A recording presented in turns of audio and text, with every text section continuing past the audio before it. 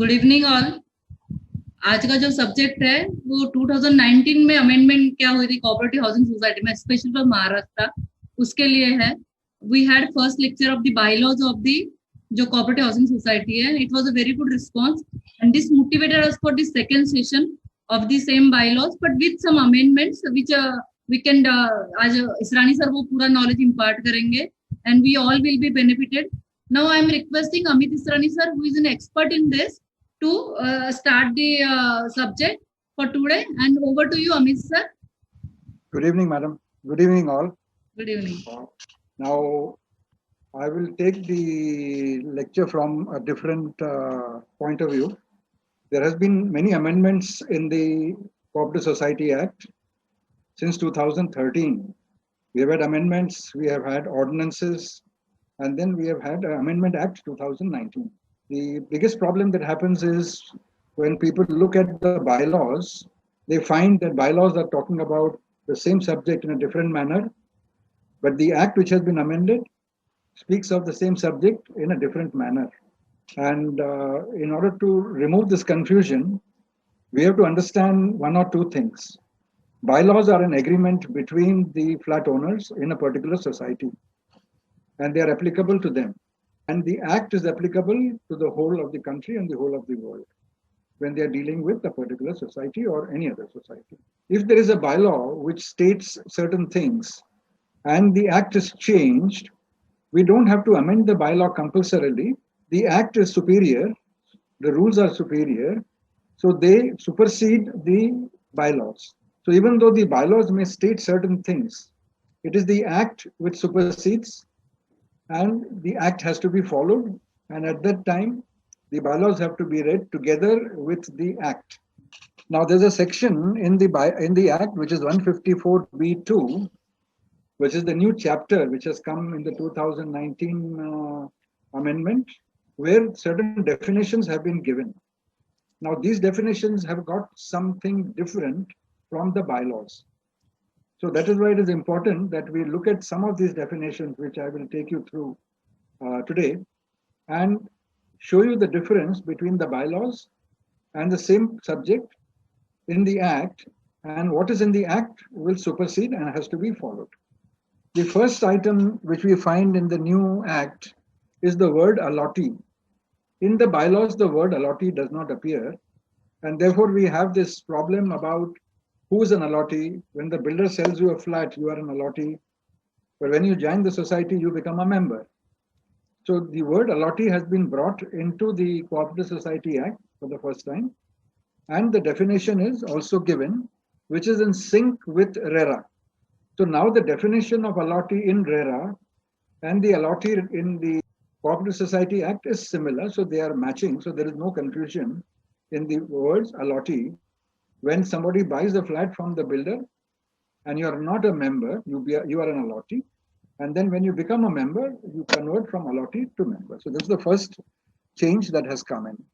The second change that has come in is where there are multiple societies in one compound or one plot of land, and there is something called Federation of Societies which are formed. Under the 2019 Act, a slight difference in the nomenclature has been brought forward. So previously we used to call the group of societies as a federation of societies. Now they've changed that to association of societies, because the word federation was causing a confusion between the federation of 5 buildings or the housing federation, which is the apex body of the Federation of Cooperative Societies. So in order to remove the confusion, the name that has now come in is Cooperative Societies, Association of Societies. And to register an association, you need 5 societies, which is the same law as before. So 5 societies can or more can get together to make an association of societies where they can take care of the common areas, they can take care of the conveyance, they can take care of all their society issues. Another problem that was being faced was if in a building there are 4 societies and there is a clubhouse, which some builders used to register separately as a company because they wanted to control it. So we had 4 societies and separate body, which is your clubhouse or amenities or whatever it might be. Or you might have a situation where a person buys over a whole building from the builder and he registers it as a company. So you have in one compound 4 societies and one company.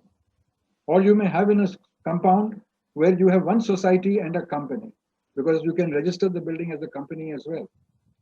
Then how do you form a federation?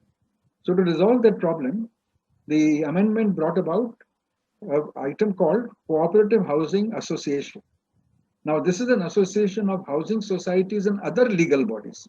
The association of societies is only societies, whereas the Cooperative Housing Association is an association of housing societies and other legal bodies for the purpose of maintaining common amenities or conveyance, because that company will be on the same land, which the society is also occupying. And society gets a conveyance, the company will not be able to get it because the procedure would be different. So to surmount that problem, the Cooperative Housing Association nomenclature was created. And this is for maintaining the common amenities or conveyance of land in respect of the plot or layout. So these are the two important nomenclature changes that have happened, which everybody must understand because they don't appear in the bylaws. Next thing that has come in is promoter. Now we have had many situations where the word promoter has been confused with builder promoter or chief promoter of cooperative society or promoter of cooperative societies. So there are 3 times that these words were being used in different acts. Under RERA and MOFA, we had promoters who built the building, and in Cooperative Society Act, we had promoters who formed the society. So there was a big confusion, and many times we found that the builder becomes the chief promoter himself and then tries to register society because he's been defined as a promoter. So to remove that difference, because the promoter can only be somebody who has a flat. If you don't have a flat in the building, you cannot be a chief promoter of a cooperative society. Because before you start the process of the formation of the cooperative society, so now we have 3 promoters: builder promoter, promoter, and chief promoter. So whenever the society is to be formed, it has to be formed by the buyers of the building because they are the people who are going to run the society. Builder remains a promoter because he's got some unsold flats. So that was a confusion which is sought to be removed. And we have now under Cooperative Societies Act, something called builder promoter, which is the same definition which syncs with RERA, so no confusion. Then we have chief promoter, who is the one who has to form the society. And then we have the promoters, who are the other people, members or buyers, let me put it, who join in with the chief promoter because we need minimum number, and they become promoters to form the society. So this clears now with the 3 definitions, because in our bylaw, these definitions may not be found in the 2014 bylaw, which is the latest bylaw that has been put up in the Registrar's Commissioner's website. Now we come to the next point, which is member. The question is, who is the member? So in the new definition, the explanation given is slightly different from what appears in the bylaw.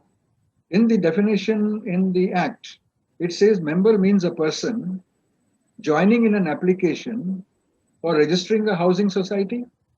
Now at that point, it is the allottee who then becomes a member. That is why the definition of allottee has been given and the definition of member has been also given. So allottee is somebody who is allotted the flat by the builder or by the society when it is a self-redevelopment.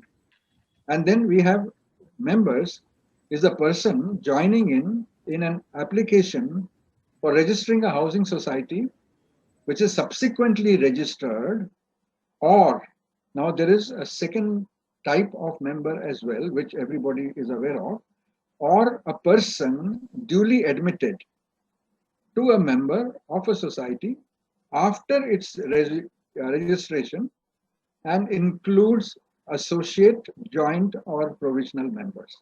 Now, these are 3 new names that have come up in the Act.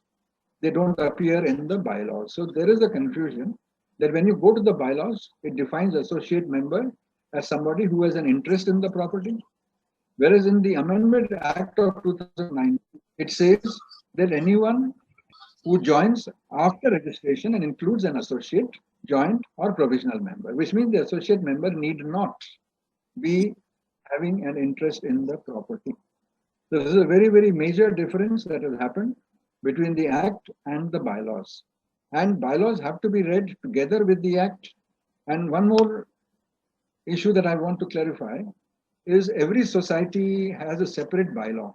Maybe you all are not aware that this bylaw which is applicable to your society is the one which is registered with the registrar, approved and registered with the registrar.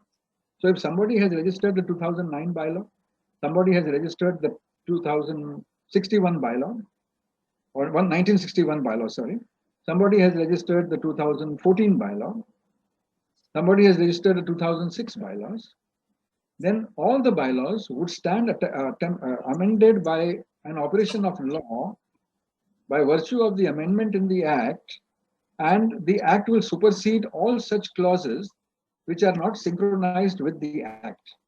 So there should be no confusion on that point. Now, what is an associate member? It has also been defined. The associate member that is defined in the Act is different from the way the associate member is defined in the bylaws. So once this is defined in the Act, that particular clause in the bylaw stands suspended. So please do not confuse. It stands suspended, that is no longer valid, and the Act supersedes it, and Act is valid.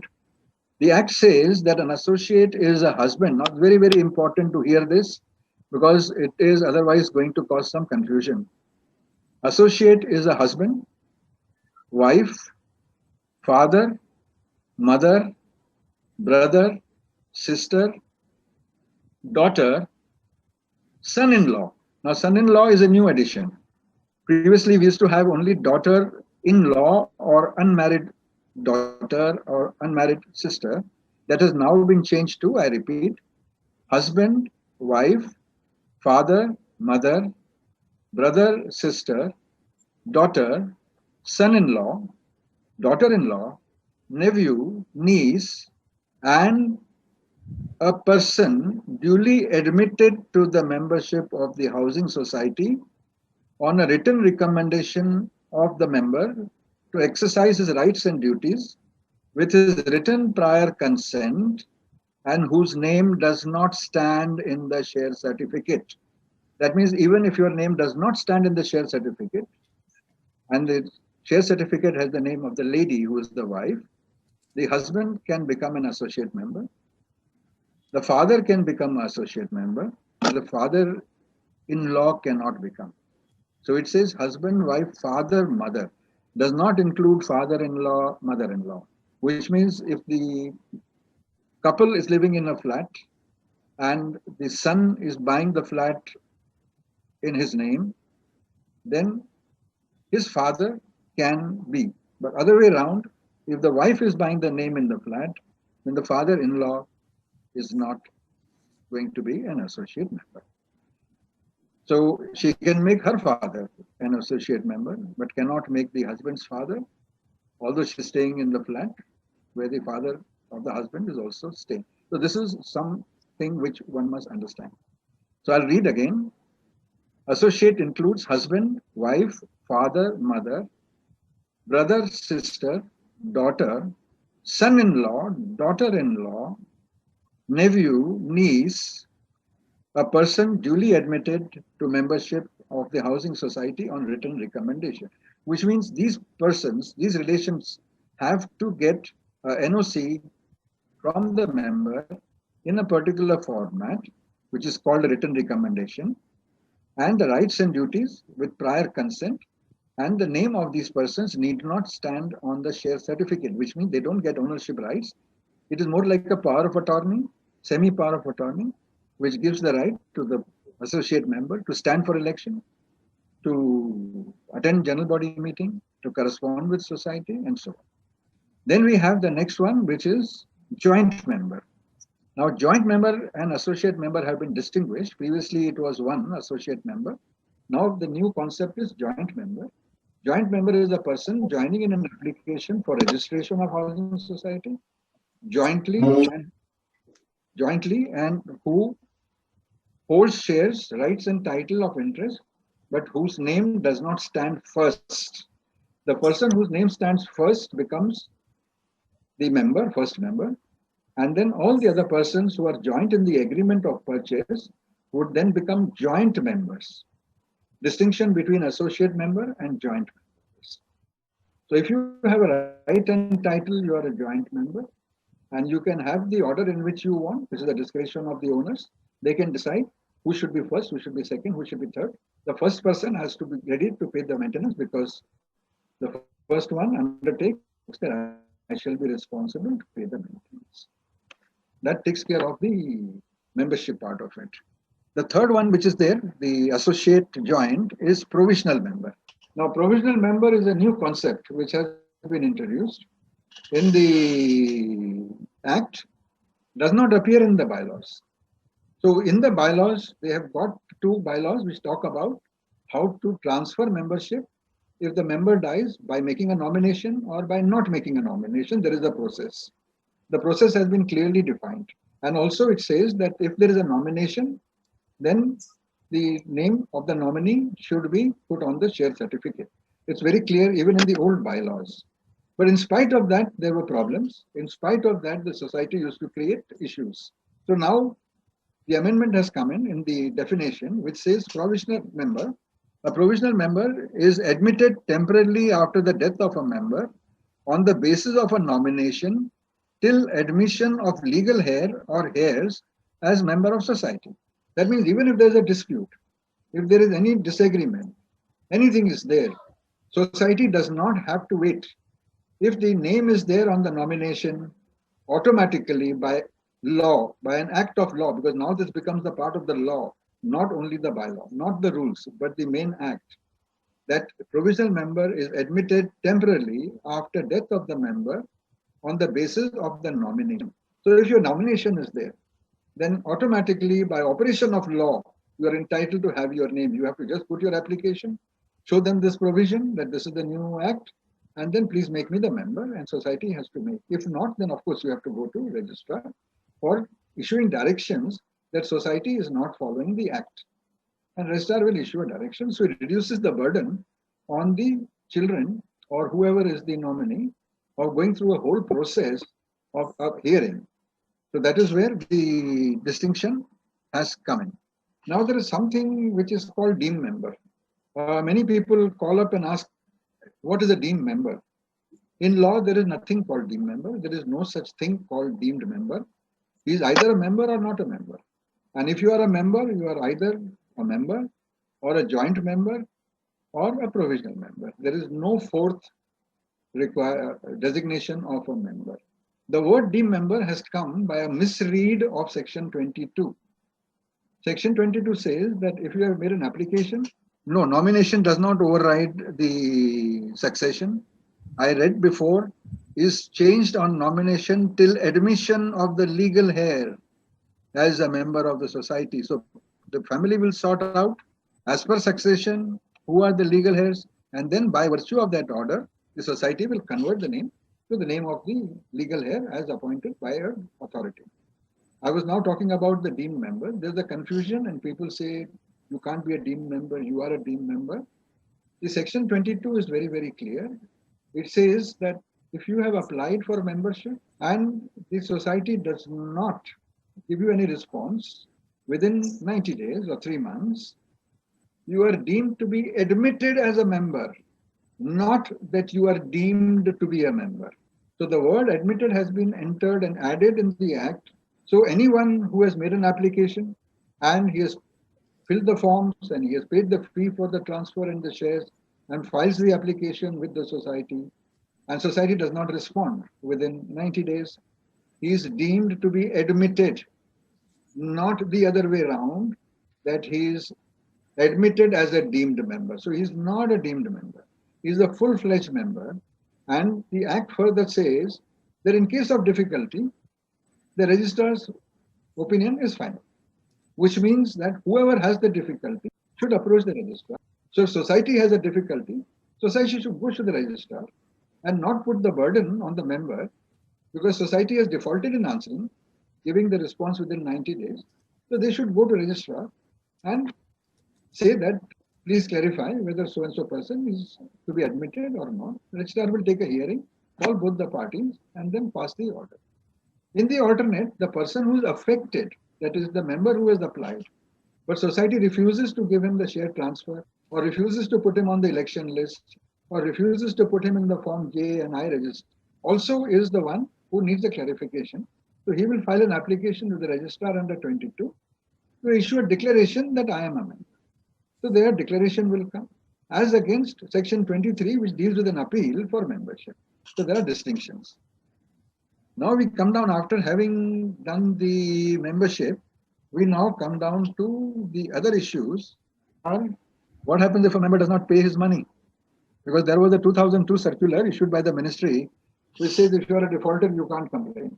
Because if you have a problem, you have to go to registrar. And if society says that because you are a defaulter, we will not entertain any application from you, then you are denied your rights, which is under Article 19, that you have certain fundamental rights. And you may have a situation where you are a defaulter for no fault because certain charges are there, which society doesn't want to listen.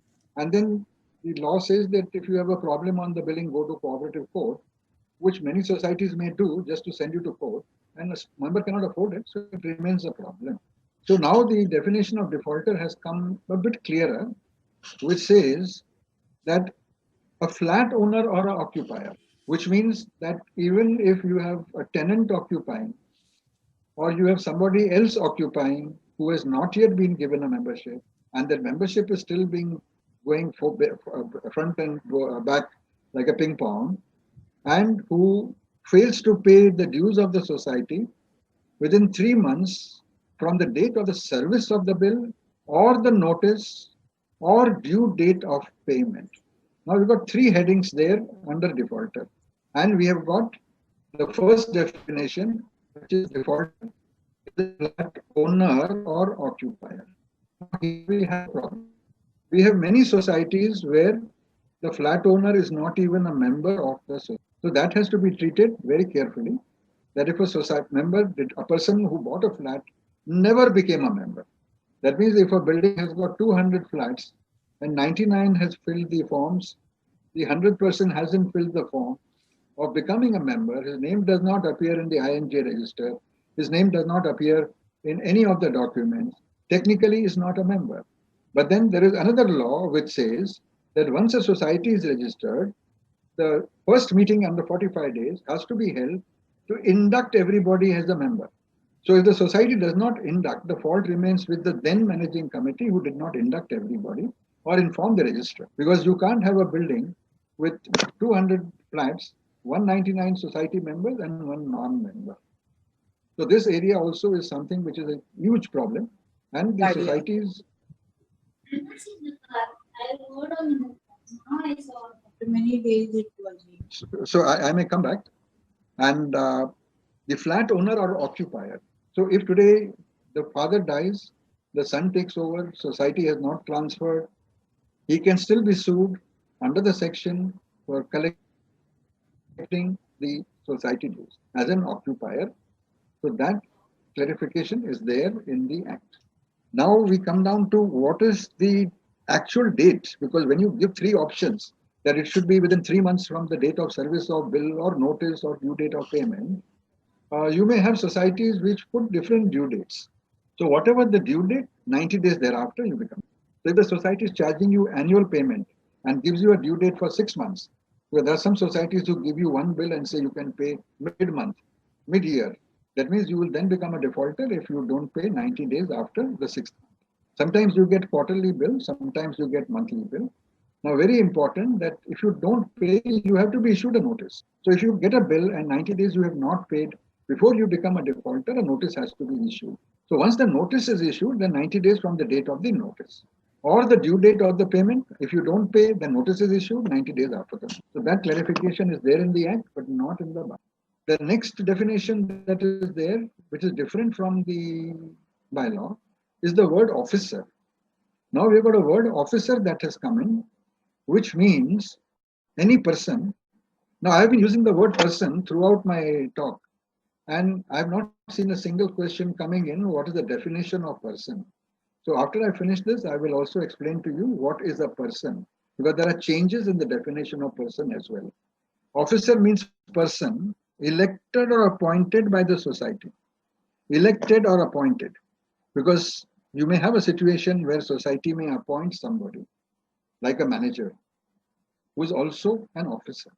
Means a person elected or appointed by a society to any office according to its bylaws and includes any office bearers, members of the committee, not only chairman, secretary, assistant secretary, deputy chairman, apart from those title holders, any member of the committee, manager, or any other person, by whatever name called, elected or appointed to give directions in regard to the business of the society.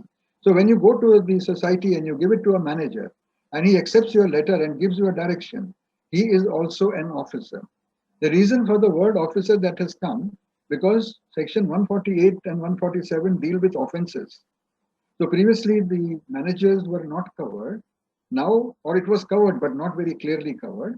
But now it is very clearly covered that even managers would be liable to the penalties if they don't follow the law, which means very simply that if the committee tries to break the law and the manager joins in with the committee to break the law, then the manager is also culpable at the end of the day under this particular definition of officer. So it's very important that managers who may be online today in the hearing should know that they have a separate role to play and they also have an independent role to play and there are penalties on pay. So then you will become, either of you can become a member, choice is yours. Insist that they will put the first name of the, if both of you agree who should be the first member or second member, you should write to the society, we have agreed among ourselves that so-and-so will be first name and I will be second name. And the first name will be responsible to pay the bill. Then society has to follow because your flat, you can decide who will be first or who will be second. Society has no role to decide. But if you don't decide, then society will normally follow the same order as per the agreement and follow the order in which the agreement has been made, the first name or the second name. But please remember, the flat belongs to you, doesn't belong to society. You are the owner. You have a choice. Exercise your choice in writing and state that yes, in index. Now we go to the last item on the bylaws definitions, which is what is a person? Because every time I have used the word person, and now for clarity, word person, although defined before in the bylaw, has now been defined in the act. और वो definition में थोड़ा difference है. The difference ऐसा है कि it says person includes individual who is competent as per Contract Act. That means if somebody, an individual जो competent नहीं है, वो person नहीं है. लेकिन इसमें एक exception है inheritance के time. तो अगर inheritance के time कोई बच्चा है, अगर उसको कुछ issue है और वो competent नहीं है, तो उसके लिए अलग provision है उसके safety के लिए. Then we have got state government, we have got central government, and a new thing that has come is HUF. पहला था कर्ता of the HUF, now it is HUF. That means HUF as a body can also become as defined as a person. Then the company as per ROC, firm, पहले था partner of a firm, अभी firm हो गया है. Local authority. Now another interesting thing is AOP, that means association of persons or body of individuals, whether incorporated or not. That means if a group of people get together, does not get it registered, not incorporated, is also defined as a person. So wherever the word person is used in the act, a group of people who may be an AOP, association of people, or a body of individuals, whether incorporated or not. Then next one is cooperative society, public trust or family trust. Next one is any other legal body which can hold immovable property. So if there's a legal body which is formed by anybody but has got a legality, could be a government forming a body, they can hold immovable property because their articles say you can hold immovable property. Then you are also defined as a person for the purpose of the Cooperative Society Act. And the last one is the definition of the word flat. अभी आप flat का definition देखेंगे तो bylaws में flat का definition दिया है लेकिन act में वो change कर दिया है. तो एक्ट में अभी वो सिंक्रोनाइज किया है रेरा के डेफिनेशन से. That means the word flat in RERA and the word flat in bylaws and the word flat in the act should be same. But what is actually happening is RERA and the act are same, bylaws are different. So bylaws have to be superseded with what it says in the act. So that is the major. There are some more definitions which I have not taken, which I have left it to later because they will be incorporated in a full detailed discussion when we have. But the gist of the definitions, which are very, very important in the day-to-day functioning of the society and day-to-day functioning of the members' liabilities and responsibilities, I have put forward today.